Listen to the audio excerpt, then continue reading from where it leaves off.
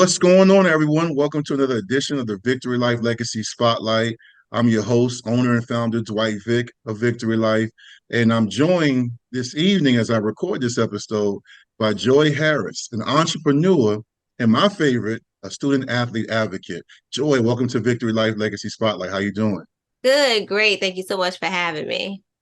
No, thank you, because we got a lot to talk about that I know a lot of the parents of student athletes are going to want to know, including myself, who I have three. One is in college, no longer playing, but she played, and my son, who's a senior. This new NIL thing is taking over the talk all across the world. Hmm. It's something that came on the scene a few years ago with college sports, and we see it, and I'm learning as we go. There's a lot of misconceptions and Yep, misinformation. So I want to dive into it just this evening as we record this episode. And I want to learn more about it as well as my viewers and listeners. So, with let's that do it. being said, what is NIL? So NIL stands for name, image, and likeness. It allows a student athlete to use their own name, image, and likeness for their own monetization. So the simplest way I like to break it down is think of your favorite YouTuber, your favorite Instagram influencer. Right Mhm. now, name, image, and likeness allows the athlete to do the same thing, where before they were prohibited from monetizing their own name, image, and likeness. No doubt. And I remember those days, man. I played at Virginia Tech in the 90s, the late 90s, 94 Oh, through 99 football. And I remember like when we were as a team, we were on EA Sports NCAA football game, and we were just so hyped and sized. And then years later, Ed O'Bannon, the UCLA forward, came out and sued EA Sports and the NCAA yeah. Hmm. for name, image, and likeness, and he won. And there was some of my teammates got a check. It wasn't much, but I remember thinking, wow, I never thought once about like what we could get. Then I started thinking back because my cousin, if you don't know, is Michael Vick, and he is still an iconic figure. And Yeah. at Tech, he finished third in the Heisman candidate race, and he didn't have a suit, and we were trying to figure out how to get him a suit. And now you can have a sponsorship. So a lot of athletes, a lot of female and male athletes, could not benefit from that, and it was a struggle. Not to say to feel sorry for us, but it was a struggle. Yeah. Um, VHSL recently, this going into this season, Yeah. which I still can't believe, approved high school athletes to benefit from the NIL deal. But before we dive into that, I want to get because I do want to ask you about that. Yeah. What are your feelings around NIL? Like, have you seen it? The benefits of it. I mean, Yeah. what are your thoughts on it? I mean, you against it, or you think it's something that we can all learn from and utilize? Yeah. So I have a couple of thoughts about it, and I'll give a little short history lesson. So NIL, the push for NIL started in 2009, driven by another lawsuit that the NCAA had. And what I like to tell people is collectively, the NCAA has a $1 billion contract over the last 10 years based off the name, image, and likeness of the students. So they record your games, they record your trainings, and they sell those media rights to big networks. They recently renewed that contract for 900,000 for the next 10 years. So NIL is not pay for play. We're not paying students to play, right? We're just saying you can be like every other human on the face of the earth. And it's not just about social media and contact. There are other ways to make money through NIL, but it's basically saying you are a free human being like everybody else in the rest of the world. So I think NIL is long overdue. And it's a great opportunity for student athletes. Not very many people put two and two together, but not every athlete gets a full ride. Even in football, one of your highest grossing sports, they give about 85 scholarships. 85. Your roster is sometimes 130, 210, right? So what's happening to the rest of those athletes? They're paying to go to that school. So not only are they paying to be able to attend that school, right? Oftentimes they have fees and student loans and interest incurred. They have expenses. They have to show up for these events that the school and the NCAA wants them to attend for their benefit. So NIL is a way for them to earn money to be able to take care of themselves while they have all of these other requirements. So I think it's a great thing. I think that more people should be for it and not against it and educate themselves around it. You talked about free. Use the word free. Um, just kind of elaborate that because somebody watching this may say free. What I mean, they've been free. Like, people hear free.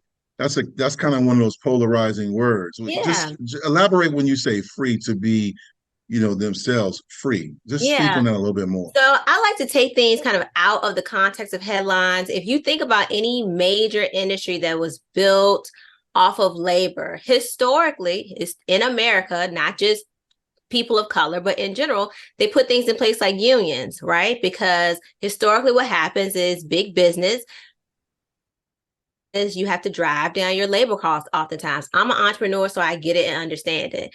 But what's happening is you have a pool of athletes who are often disenfranchised, meaning they are not as educated, not as well off, not as well equipped to be able to fight and vet for themselves, right? And so when they have their admissions application, oftentimes they're signing away their rights, especially prior to 2021. They're saying, like, yes, you can use my name, image, likeness as much as you want, however you want, and I agree to not be paid for that.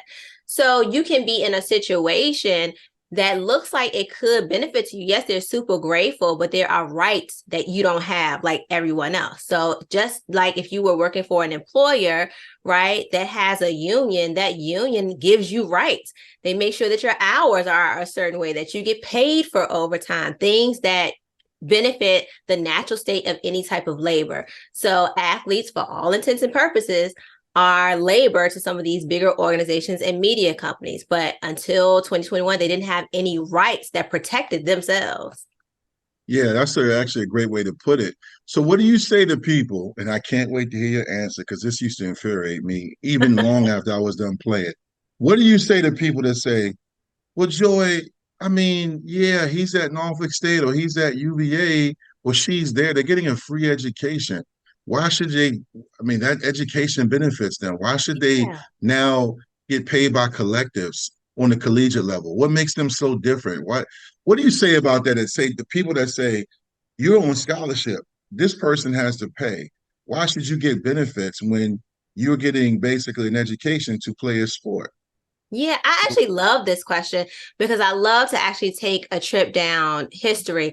So, colleges and universities initially were created for networking purposes. They were for your more well to do families so that their children, their children's children could network, gain opportunity, collaborate in business. If you look at the schedule of a student athlete, they have next to zero amount of time to network with anybody.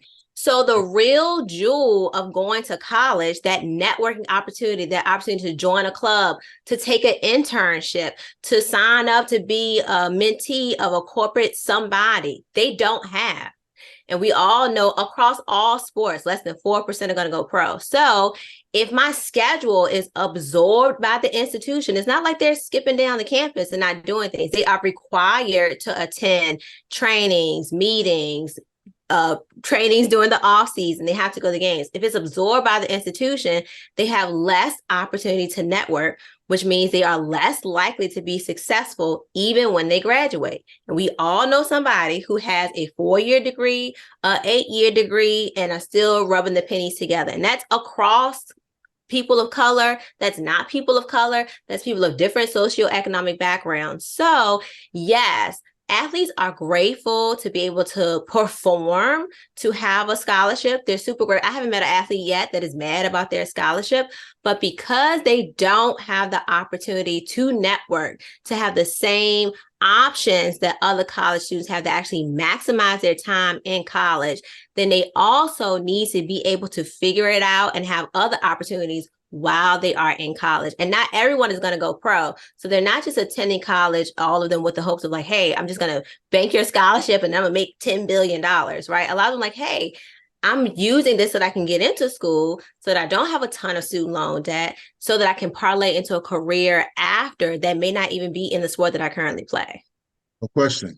So Joy Harris is sitting at home. You in the 804, right? You're I in the Richmond area? am. Yeah, right. You're sitting at home.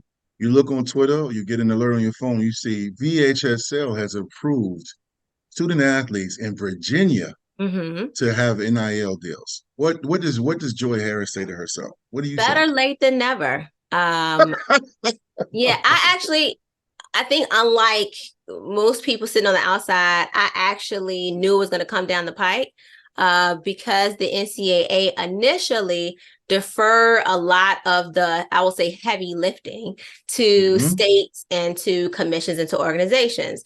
And so when that happens, when institutions are in place that historically have benefited from students, everyone starts to scramble.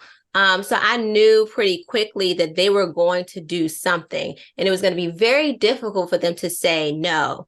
And what they did, like most commissions and organizations, is they put verbiage in place that protects a conflict against themselves, which I'm not necessarily mad at because, again, I own a business, so I understand trying to make sure that you have the most leverage. So most of the verbiage is around prohibiting you from wearing your branded logo or your sponsored item while you're participating in activities that pertain to your school or to your sport.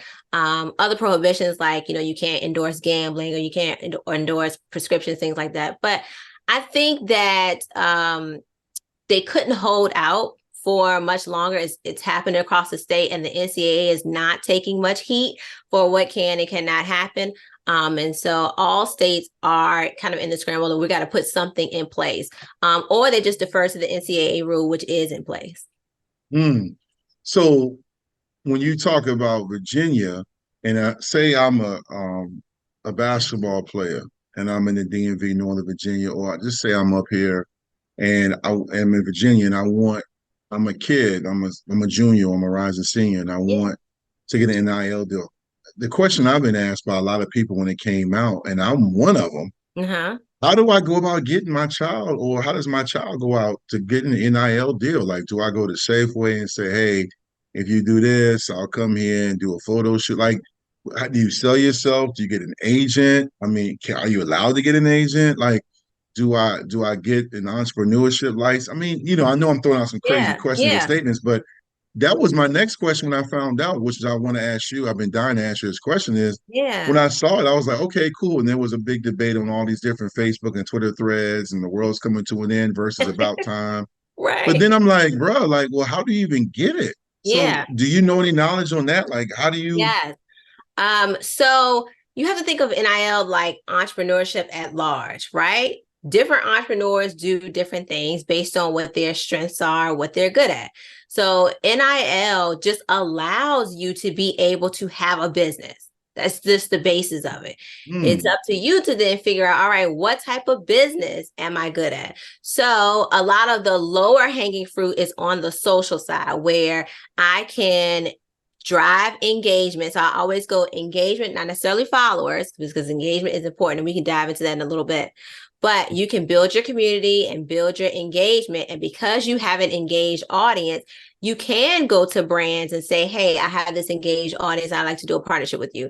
Those brands could be mostly online. You can go to your local establishments, which if you don't have a really engaged audience, is always where I say an athlete should start. So you can go to your local Safeways, your Dunkin' Donuts, your area bakery and say, hey, we come here all the time. We love this place. My friends bang with this place. And I love to do some type of partnership with you where I advertise for you either online or we bring in some people on your slowest night. And what would that look like for you? And you can kind of do that door knocking and make your own agreements. You can start your own merch line. If you already have an engaged audience, people who rock with you, you can start your own hoodie collection or your hat collection. I've seen people sell more than merch, right? I've seen people sell everything from like backpacks to pencils to mugs. So there's no limit on what you can do as an entrepreneur, but you do have to be self-aware about what are you good at.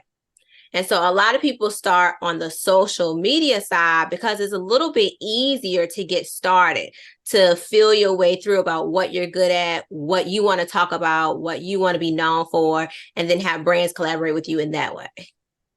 That's actually great insight and feedback on how to get it going. Because I was listening to you and I was thinking, like, yeah, you named a couple of spots around the corner from my spot where I live. And I'm thinking, Yeah.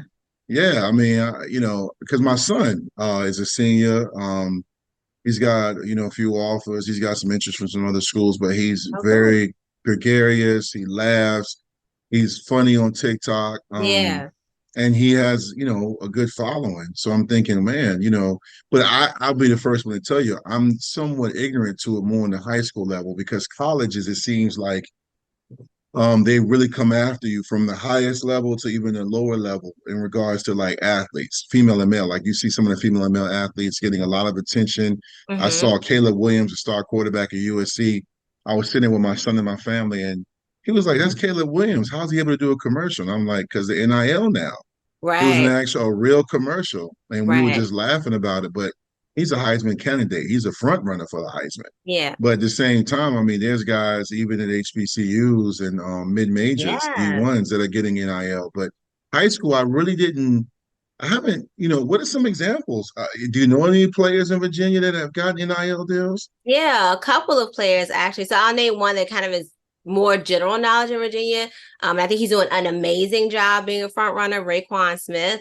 He has like over 70 brand deals right now, and they're the gamut of parties to coach and everything in between. He's doing an amazing job. He went to a HBCU, so I always like to shout him out because I like to get rid of the myth that NIL is just for college, that NIL is just for D1 athletes, that NIL is just for your top 5 head count sports. Like all of those are not true. The reason why you hear about the D1 big time athletes is because it is a benefit to the college.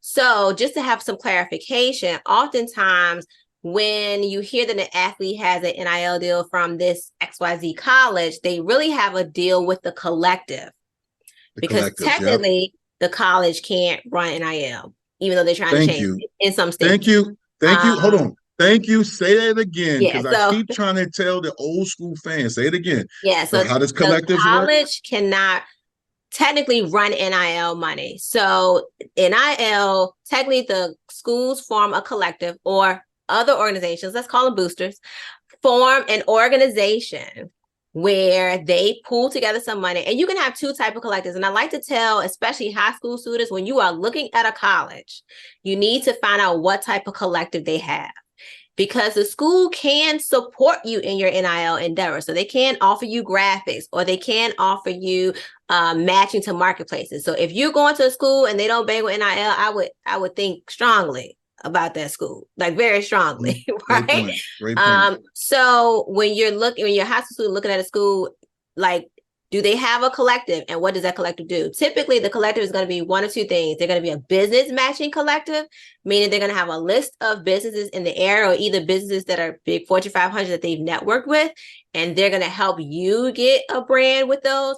Or they're going to be more nonprofit centered, where you're going to come and do some type of work, some type of service, and the service is probably going to benefit a nonprofit, but you're going to get paid from the collective. And so you have to know kind of what you want to do if you're interested in having those mentorships and internship opportunities that you're not going to have time for in college. Do you want to lean to more towards collectives who have that business matching mission? And that's what they do. So yes, colleges don't give the students a check to come play ball or do volleyball or do gymnastics. That's not how it works. It's running through the collective. You mentioned the word engagement. Yes. Elaborate on that because I don't know if everyone understands what you mean by that. Yeah. Just speak on that engagement. So engagement, the way I like to say it, is the stickiness that your athlete has, right? And so there's a whole formula about engagement. I have it in my book, How to Get Paid Before Going Pro. You can get it on Amazon and see the formula and break it down.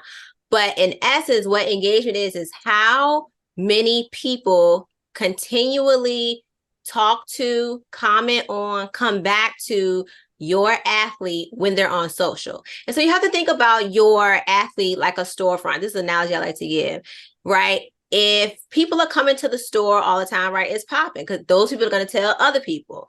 If your store is closed, if you're not active on social, if you're not on there consistently, people are going to come to your store maybe once. But if that close sign is on there, people are not coming back to your store. So engagement is how many people come to your store and actually like pick up an item. How many people come to your store and actually want to buy something? How many people come to your store and talk to the people that are in the store and become friends with them? That's how it works on social. So engagement is your likes, your comments, how many people are coming back to you, not necessarily your followers, because brands are a little bit smarter now and they know you can have a bajillion followers, but nobody is actually sticking with you. And if people That's don't stick with you, so they true. are less likely to buy something from you, which is what the brand wants. They also know this is why brands even jumped into NIL when there was a whole like, why would a brand want to work with an athlete? By default, athletes have a higher engagement rate than your bigger influencers. Your bigger influencers have about a 4% engagement rate. Your average athlete that has a following that is consistent on social just by default has about a 12% engagement rate. So if my bigger influencers are pulling 4% and my athletes are pulling 12% just because of what they do, you can see why a brand wants to go with an athlete, because they know if my product is in front of the audience that the athletes it's going to sell more. Right. No So doubt. athletes already have a built in kind of system to win if they actually use it. Yeah, no. Speaking with Joy Harris, entrepreneur and also student athlete advocate on the Vicktory Life Legacy Spotlight, man, you are dropping some gems. I'm sitting here like I'm forgetting I'm hosting right now. I'm listening to this. I'm serious because you one of the first guests I've had in the history of my show, man, where I'm sitting here like I'm taking notes. Like Yes, you can't see please. it. And but again, I'm gonna have this on my YouTube channel, so it'll be seen. It's gonna be good because this is the future. This is This the is the future. And you know, I'll share this with you, and I haven't spoken about this much, probably on any platform. I'm excited because I think people hear the phrase or the label student athletes and they put the men and women that are student athletes in the box. But many student athletes are pretty much entrepreneurs and they are a walking brand and they are more than a gymnast, a football player. yeah. Many of them sing, do music, make beats, have shirts. One of my son's AAU teammates, he played for DC Premier. This guy, his teammate, is talented. He's out in DC and he makes t-shirts and hoodies and they look really dope. And I'm Yes. like, man, so I love the fact that this is the future. Now, here's the question. Okay. Because I've said this on my Twitter spaces when I jump on, I've said this on a few radio shows I've been featured on. How is this being controlled? Because you mentioned the VHSL defers, and they do a Mm-hmm. great job of that when it comes to how playoffs work or different tiebreakers and rules and things like that. Same thing with Yeah. NCAA. They came out. I remember when it happened. They were like, you know what? Forget it. Rules in place. Y'all can just do it. And all of a sudden, it was crazy because immediately people started getting deals. However, who in the world is governing NIL? Because I've gotten some pushback when I said there needs to be a systematic a thing in place. There needs to be a system because it's not so much like I don't want people to get paid for their brand, but like how do we govern it? And on top of it, and this is a two-part question, Uh-huh. who talks about the 1099s and the tax deductibles? Because who's educating these young men and women or parents? I saw that thing. I'm sure you saw it. I think it's pretty valid. The kid in Florida that took some deal and his mom, and it's just I don't want to speak wrong about it on the show, so I'll hold off. But you can Google this if you have time. Those watching and listening, there was a player in Florida that signed some deal, and it basically benefits the collective. But with that being said, how is it governed? Who does it? And then who educates the student athlete? Because this is something that is new, but it also can be risky. Yeah. So I love this question because I'm not going to call us old heads, but when you have a old guard in place, I will say they are always nervous about how do we control it. The dawn of the internet, people were like, "Oh my God, how do we control it?" That's a great example. Smartphones happen, and people were like, "Oh my God, how do we control the smartphone?" Right? And then you began to see all these businesses that were able to happen on the back of the smartphone. So NIL is regulated. And I think the misconceptions that happen in the headlines make it seem like it's not regulated. The NCAA has rules about what you can and cannot do. So it is regulated. To say that something needs to be regulated that hasn't been available since the 60s and has only been in place for 2 years does a disservice to the student athletes. No one was saying NIL needed to be regulated when it was held by the NCAA and the colleges. It's not that NIL did not exist. It always existed, but it just wasn't at the benefit of the student. Nobody was up in arms about the colleges making money or the NCAA making money. And actually, I'm not, contrary to what people think, I'm not mad at the NCAA. It's a genius business that I wish I created. Like, it's amazing. It Facts. is so Facts. lucrative. And every Yes. year you get a new churn of labor that is paying you to work for you. It's amazing. So, Yeah, as man. a business, I understand it. But what is happening with the headlines and sometimes with the colleges that don't have that booster leverage behind the wall anymore, the shout of we need to regulate it only does a disservice to the students. They just got it and they are regulated. They can't get paid to play. So what you're essentially saying is, I want to regulate how you can make money in your own private life. No other industry would allow that to happen. So that's number one. Number two, the thing about athletes needing to be educated. I agree. That's one of the things that I'm working on is to put education in place in a way that is accessible about student athletes. But first, we have to get people like you, parents, coaches to be on board because contrary to popular belief, students want to play.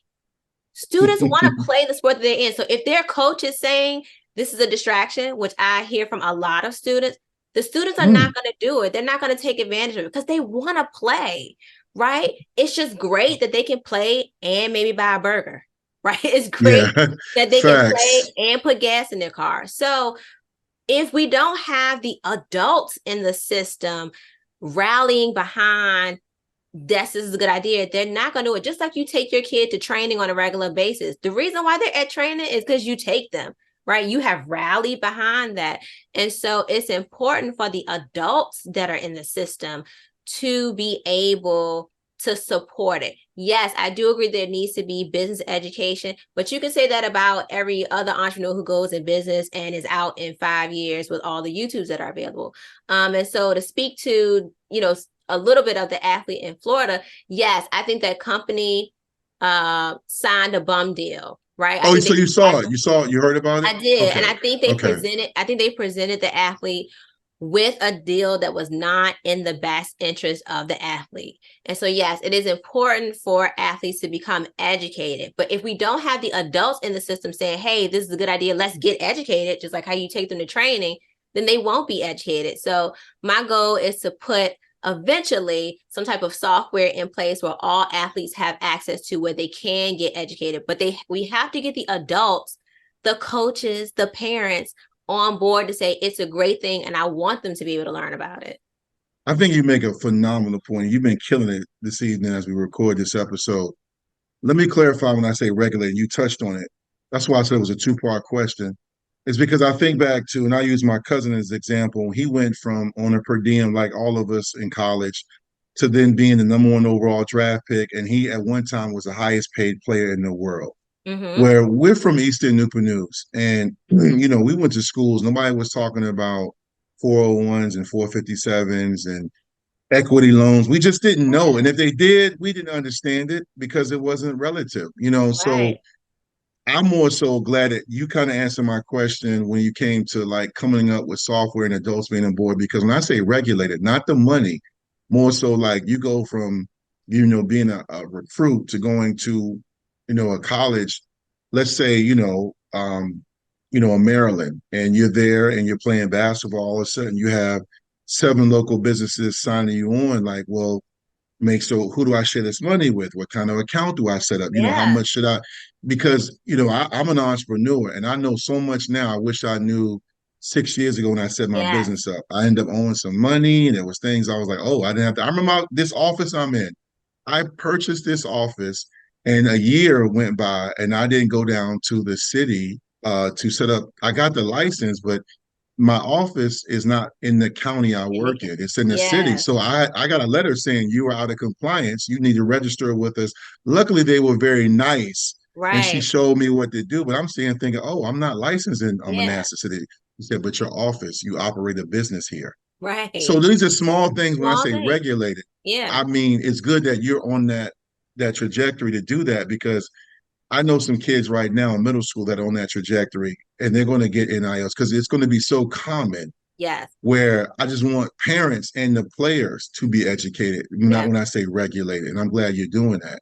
And this is something you've been doing already. Are you going around VA speaking and holding symposiums? What are you doing with that? Yeah, so I've definitely spoke at several high schools, again, trying to educate the parents and the athlete at the same time.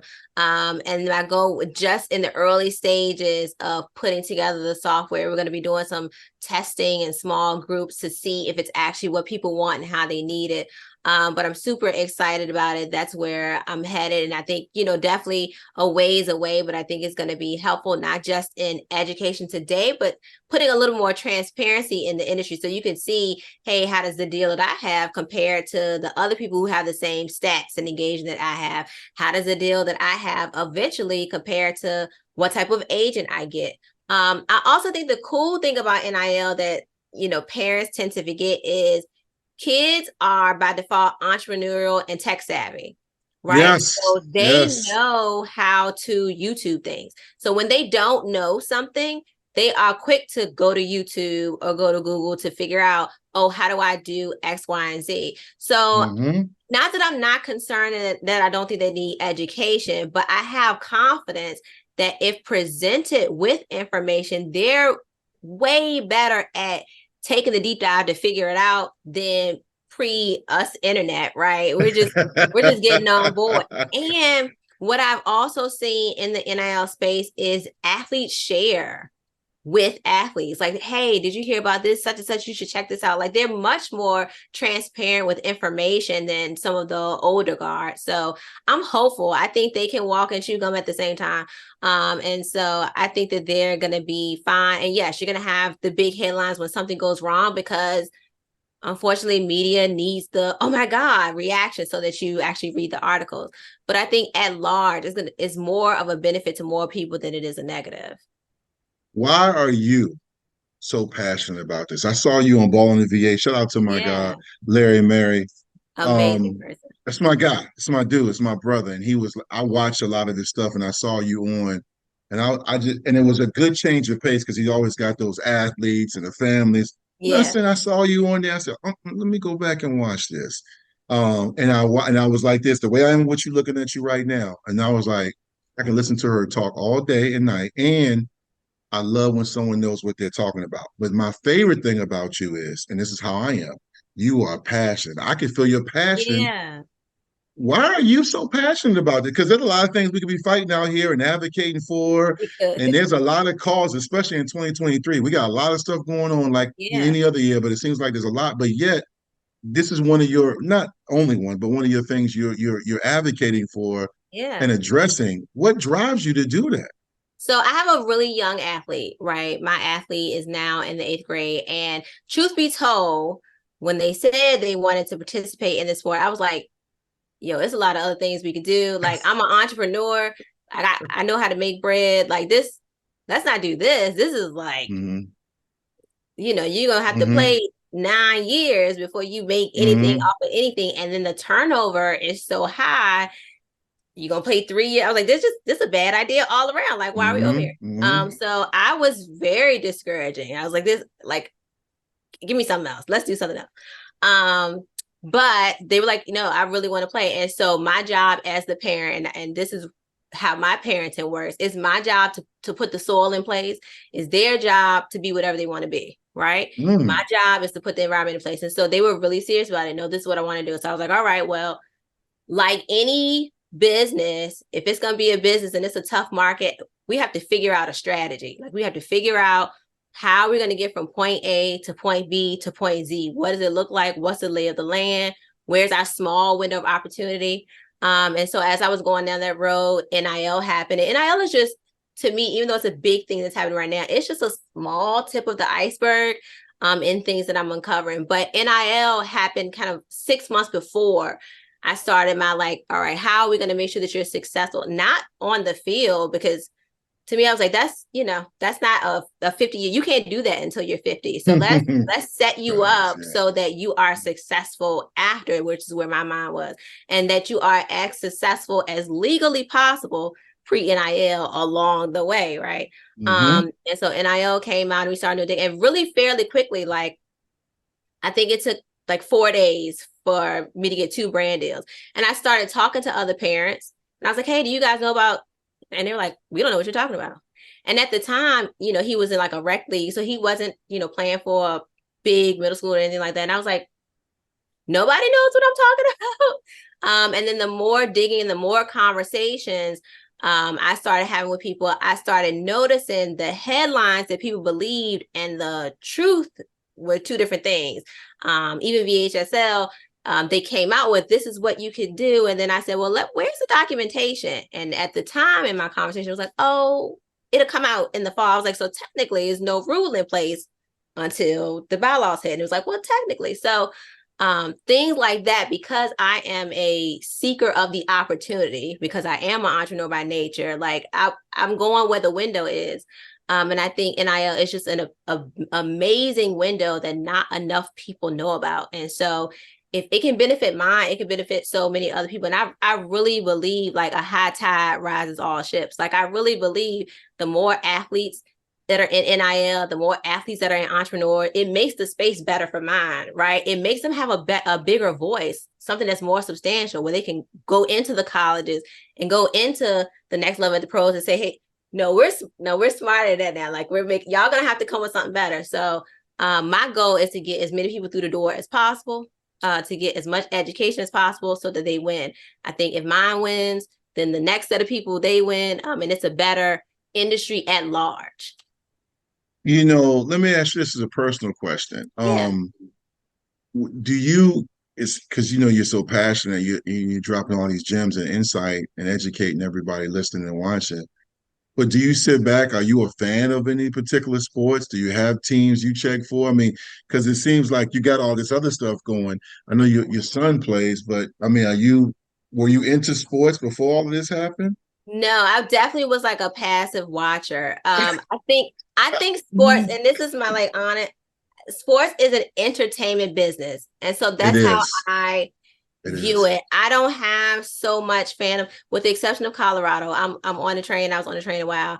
But with the Yeah, I'm exception on of it. them, I view sports as entertainment and an entertainment business. So I don't get too caught up in the fandom of it. I understand it's contract negotiations at work. I understand, let's just say NFL, for example, like you make a bonus off of certain plays that you make, but there are people who can call plays so they don't have to pay out your bonus. Like I understand that. So I'm not so caught up in the fandom of it that I don't lose sight of who's winning and who's really having the advantage and how the athlete or individual can um, benefit more. So I'm probably not the best person that you want to watch the scene, because I'm like, oh, y'all see that Brandon that just got, like I'm all in the business side of what's happening.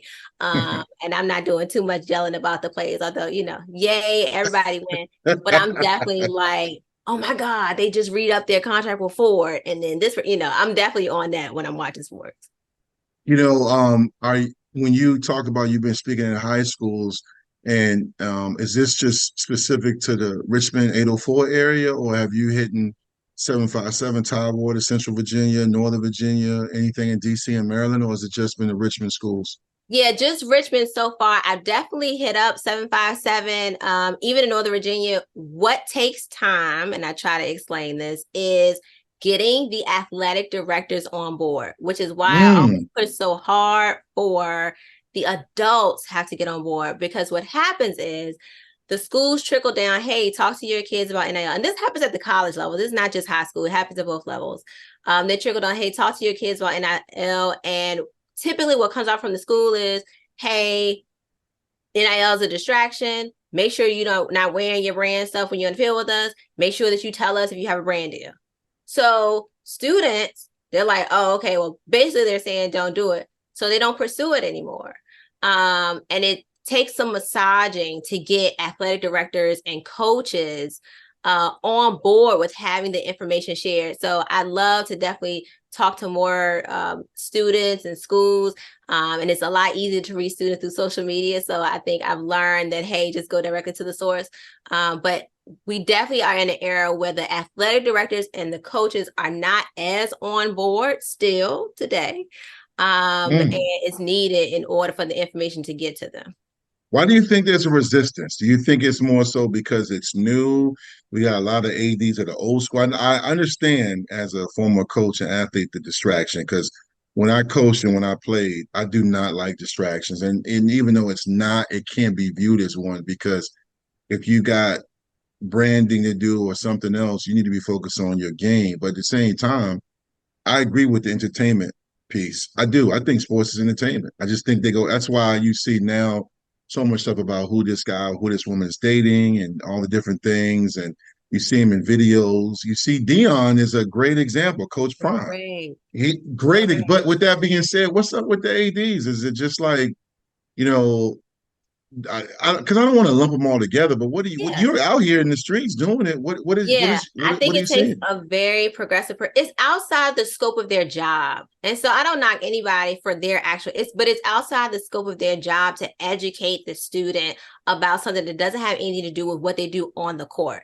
Because typically their job is the court, the field, right, the tee. That's where their job description lies. So they're like, oh, now I got to set up another meeting, and I got to send emails to the parents. I got to make sure they come out. It's an extra thing. I think the coaches are in the business of making you run fast and jump higher. NIL is a business topic. And so coaches are like, hey, I want you to, be locked in on running fast. The coaches want to win, right? And in sports, you want to win. But what I tell people, your athlete is already on social media. They're not on it during your practice, and they won't be when they're doing their work, but they're on it anyway. So it's not a distraction that they're going to come into your practice and, let's use football, put the ball down right after the snap and poke. Like they're not doing that. Like they want to No win. doubt. They're locked in. But coaches see it as a distraction because coaches see everything that's not playing at the time as a distraction, right? It's like you got to be locked in. So I think because that's the energy around sports is like nothing but the sport because you need so much to win. And it's true. You do need so much to win. Gone are the days when you can just play for your high school, right? You got to have a trainer. Sometimes you need to go to a private school just for a recruit to be able to see you. It's like, it's a big deal. Oh, it's a business. It definitely is. You're hitting Yes. some on the head. So with that in mind, coaches are like, we need them locked in. Anything outside of playing is a distraction or gets labeled that way. So I think NIL has a hill to climb in terms of having the support of ADs and coaches. You know what's funny though, and I can't wait to hear your opinion about what I'm about to say. I wonder which coach, female or male, in their respective sports will be ahead of the curve and gravitate to this and use this to their advantage because coaches recruit indirectly, directly, and Yeah. many times the successful programs recruit themselves. I know the Holland Springs of the world, the Freedom and Mm-hmm. Woodbridges. When your Phoebus, when you are really good in football and basketball, to the two biggest revenue sports, even volleyball. My daughter played volleyball. Yeah. People are going to your school, public or private, to be a part of it. So, what do you think about the coach that will say, you know what? Let me go out here this summer. Now that I'm more educated, I've been listening to Joy Harris. I seen her on Vicktory Life and balling on VA. Yeah. She came and spoke to our school. I talked to her over it a few times. I'm going to go out here and get 19 NIL deals for my sports program or 10 in this area. Don't you think they will start to get an advantage? Not so much as not cheating, but just I feel like the coaches that start to realize this could be an aid, not just on some win at all costs, but also to help some kids that may be in an underprivileged situation, that may be able to help themselves and not be so desperate to do something. Do you think that there will be a coach or two, or a group that will do that and they will benefit in that way? Or am I just speaking No, I fantasy land? think yes, but it will take some time. I think Dion is a perfect example. It has to start, in my opinion, with a program that's not a big name program.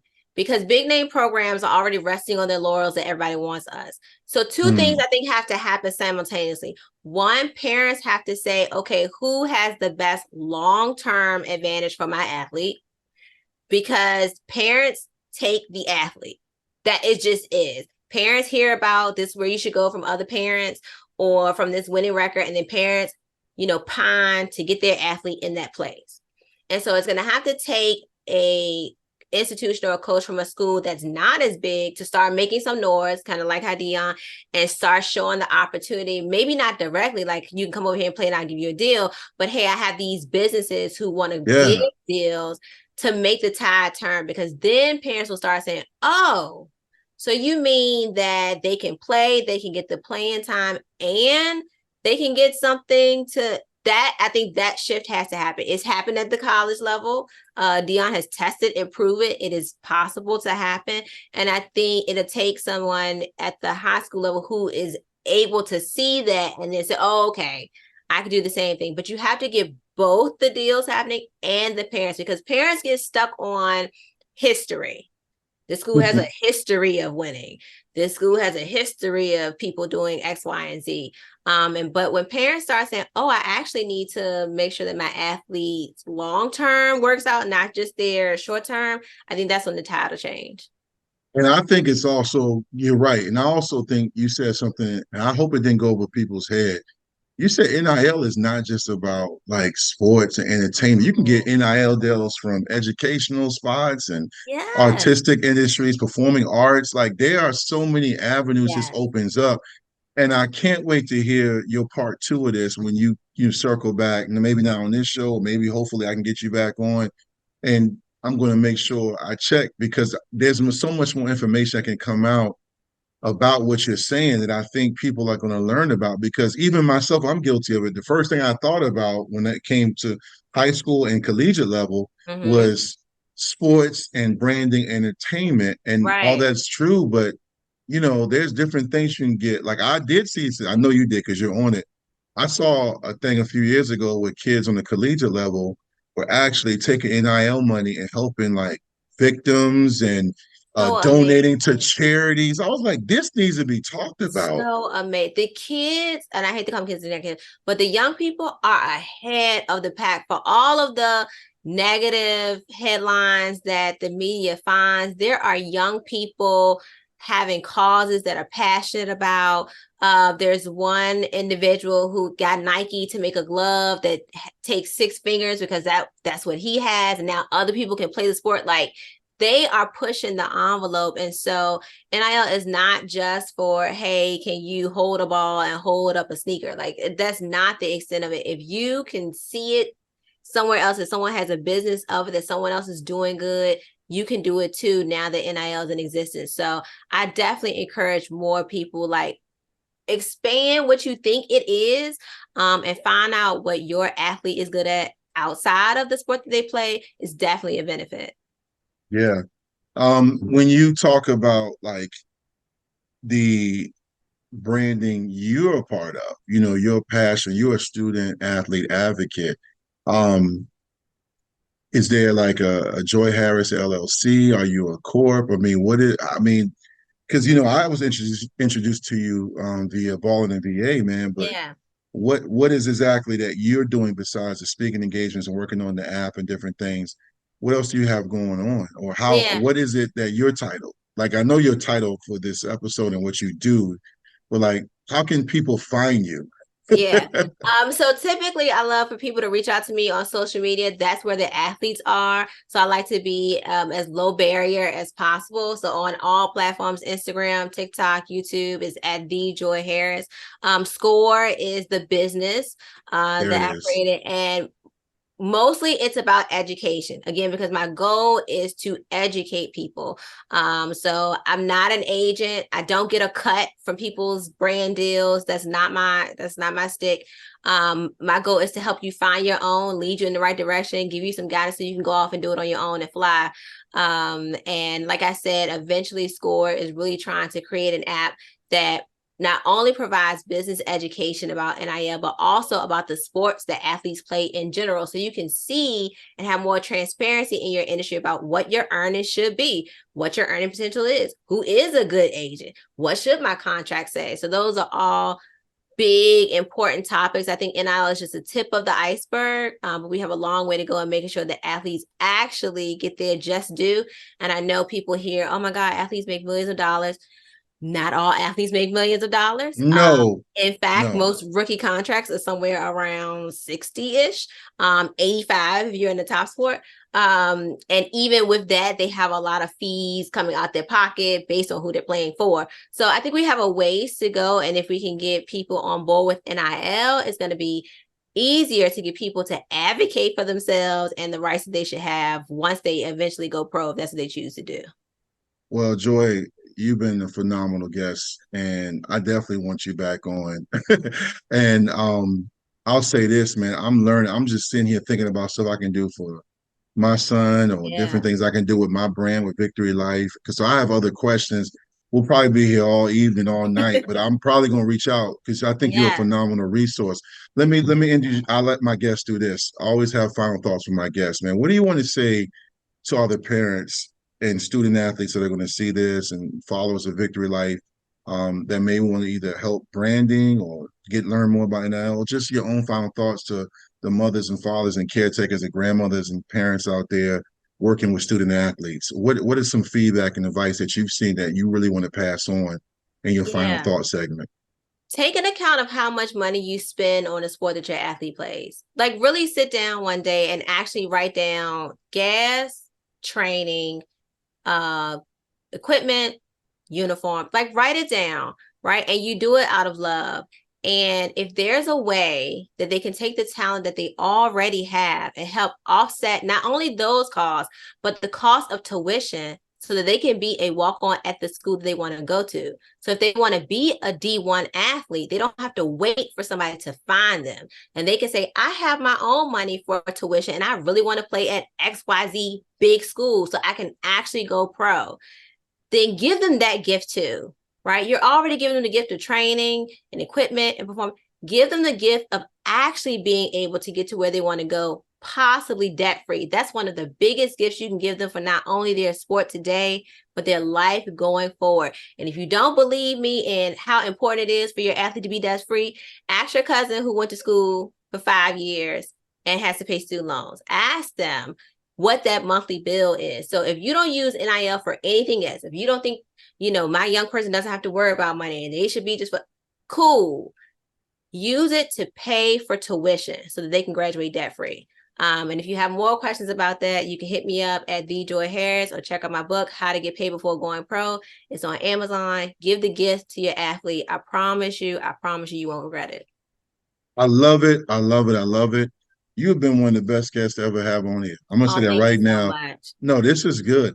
Just say again, how can people find you and where's that book at again? At the Joy Harris on Instagram, on TikTok, wherever you scroll, I'm there on Twitter. And you can check out the book, How to Get Paid Before Going Pro. It's the parent's guide to NIL, and it's on Amazon. You can order the paperback or the ebook if you like to just read on your phone. It's a step-by-step guide, super easy to digest, made it just for you guys. There it is. There you have it.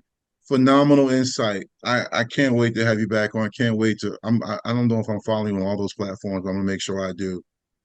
You are on to something big. I think God has blessed you with some amazing passion and insight. You're gonna help a lot of young people. Larry was right about you, and that's a compliment. I appreciate that. I Yeah, but I appreciate knew that. that when I saw you on, man. And thank you so much for jumping on. And when I want to say every episode, man, thank you for everybody supporting the Victory Life movement. Thank you to the people that follow and support Joy Harris. And make sure you know if you don't know her, I feel like you will now. Make sure you take it upon yourself to take ownership and get involved in helping the community and checking out what she's doing because she's making a difference. She's going to empower a lot of people to take ownership of their future athletically and even academically, and most importantly, financially. So, some great stuff that we learned this evening. But like I say, every episode, make sure you subscribe to Vicktory Life. We're on TikTok, we're on Instagram, we're on YouTube.